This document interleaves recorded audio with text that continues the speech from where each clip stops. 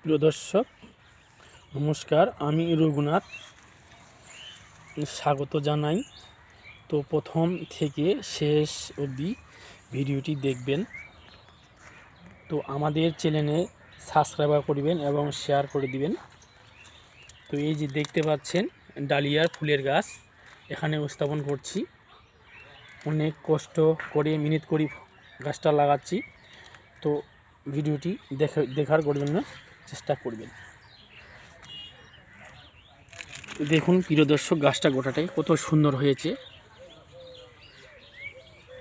গোটা গাছটাই দেখেন, এটাতে কেবল কেবলই আসছে এই জায়গাতে। কত সুন্দর ফুল এবং গড় হয়েছে গাছটা। প্রিয় দর্শক,